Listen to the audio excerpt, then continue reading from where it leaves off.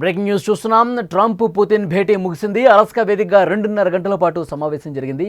ఎలాంటి ఒప్పందం లేకుండానే ఈ సమావేశం ముగిసింది. ట్రంప్ మాట వినలేదు పుతిన్. యుద్ధం ఆపేందుకు ఇంకా అంగీకారం తెలపలేదు పుతిన్. ట్రంప్ ముందు పలు డిమాండ్లు కూడా పెట్టిన సమాచారం ఉంది. సమావేశం తర్వాత ట్రంప్ కొన్ని కీలకమైన వ్యాఖ్యలు చేశాడు. డీల్ పూర్తి కావడంపై జెలెన్స్కీ ఇక ఆయన చేతుల్లోనే ఉంది అంటూ ఆయన కామెంట్ చేశారు. పుతిన్తో చర్చించే అంశాలను బయటకు చెప్పలేదు ట్రంప్. రష్యా చమురు సుంకాల మీద కూడా స్పందించారు డొనాల్డ్ ట్రంప్. సుంకాలపై పునరాలోచన చేస్తానని కూడా ఆయన వెల్లడించినటువంటి పరిస్థితి ఉంది. ప్రపంచవ్యాప్తంగా ఎంతో ఉత్కంఠ కలుగజేసిన అమెరికా రష్యా అధ్యక్షులు ట్రంప్ పుతిన్ భేటీ ముగిసింది. అలాస్కా వేదికగా 2 గంటల పాటు ఇరువురు చర్చించారు. ఎలాంటి ఒప్పందం లేకుండానే చర్చలు ముగిశాయి.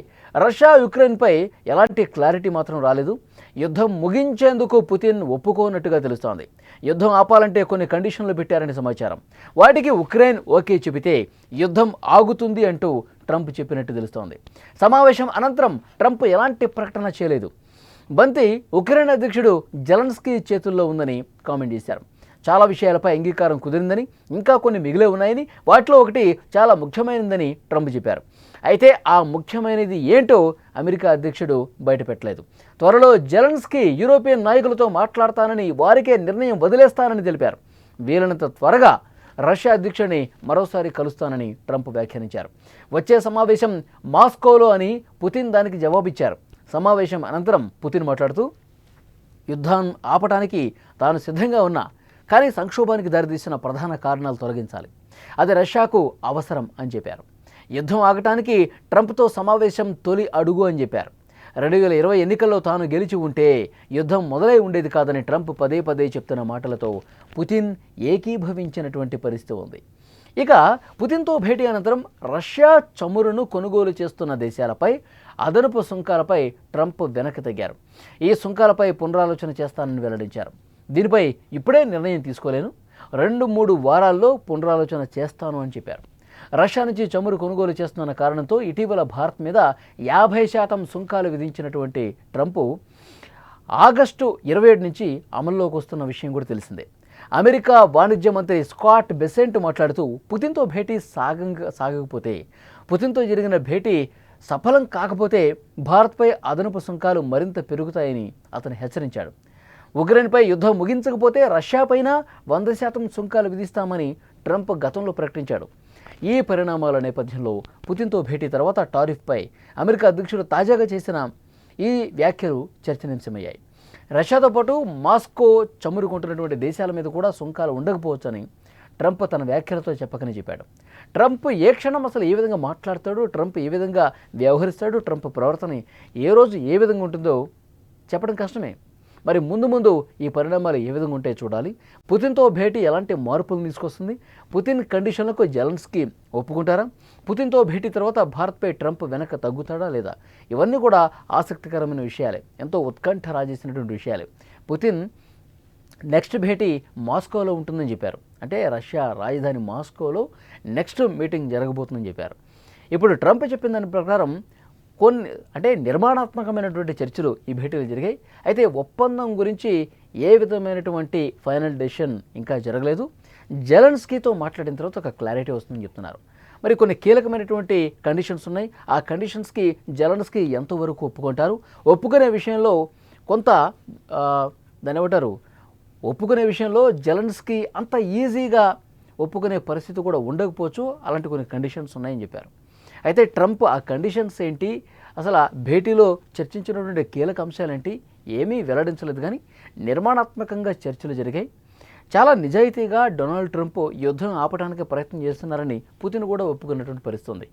ఇప్పుడు జెలెన్స్కీ ఏదైతే తన భూభాగం గురించి పట్టుదలగా ఉన్నాడో దాన్ని ఇక్కడ రష్యాలో కలిపేసుకునేటువంటి చర్చలు కొన్ని జరిగినట్టుగా తెలుస్తోంది.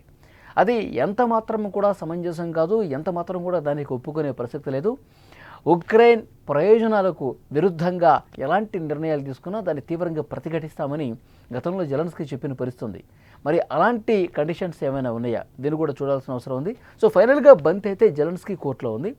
జెలెన్స్కీ యూరోపియన్ నేతలు మరొకసారి భేటీ అయ్యి పుతిన్తో జరిగిన భేటీకి సంబంధించిన చర్చల సారాంశాన్ని అక్కడ పెట్టే అవకాశం ఉంది. సో ఆ తర్వాత మాస్కో వేదికగా మరొక భేటీ జరుగుతుంది. ఆ భేటీలో ఎలాంటి ఫైనల్ డెసిషన్ వస్తుందన్నది కూడా చూడాల్సిన అవసరం ఉంది. కానీ ఇక్కడ ఈ యుద్ధాన్ని ఆపేందుకు తీవ్రంగా కసరత్తు జరుగుతున్నదన్నమాట వాస్తవం. ఒక యుద్ధాన్ని ఆపాలంటే ఏదో ఒక భేటీలోనూ ఒక డిస్కషన్లోనూ కంప్లీట్ అయ్యేది కాదు. ఇంకా జెలెన్స్కీతో మాట్లాడాలి, మళ్ళీ ఇద్దరిని కూర్చోబెట్టి మాట్లాడే అంశాలు కూడా ఉన్నాయి. అప్పుడు శాంతి ఒప్పందం మీద ఫైనల్గా సంతకాలు చేయాలి అనుకుంటే మాత్రమే అప్పుడు రెండు దేశాల అధ్యక్షులతో భేటీ అయ్యే అవకాశం ఉంటుంది. ఆ రోజు త్వరగా రావాలని చెప్పి కోరుకుంటున్నారు. ఎందుకంటే ఇప్పుడు ఇష్టం వచ్చినట్టుగా ట్రంప్ రష్యాకు మిత్ర దేశాలుగా ఉన్నవాళ్ళు, రష్యా నుంచి చమురు ఉన్నవాళ్ళ మీద టారిఫ్ల మీద టారిఫ్లు వేస్తున్నారు. ఈ ఆగస్టు 27 నుంచి 50% టారిఫ్లు అమలయ్యే అవకాశం ఉంది. సో డెఫినెట్గా దీన్ని కూడా పరిగణలోకి తీసుకోవాల్సినటువంటి అవసరం ఉంది. భారత్ కూడా ఎంత త్వరగా ఈ ఒప్పందం కుదిరి, ఈ రెండు దేశాల మధ్య సయోధ్య కుదిరి ఈ యుద్ధానికి ముగింపు పలిగితే బాగుండని చెప్పి కోరుకున్న దేశాల్లో భారత్ కూడా ప్రథమ స్థానంలో ఉంది.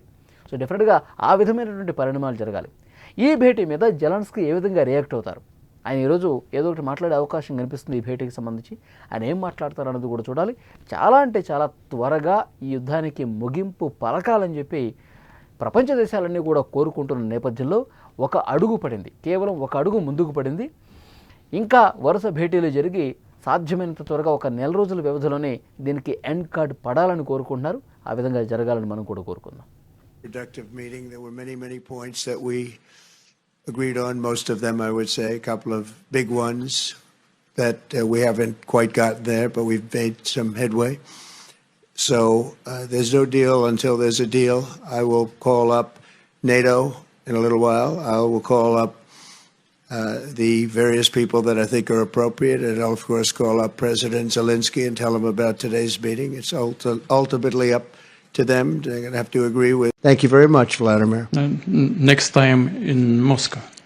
Oh, that's an interesting one. I don't know. I'll get a little heat on that one, but I could see it possibly happening. Thank you very much, Vladimir. And thank you all. Thank you. Thank you. Thank you so much.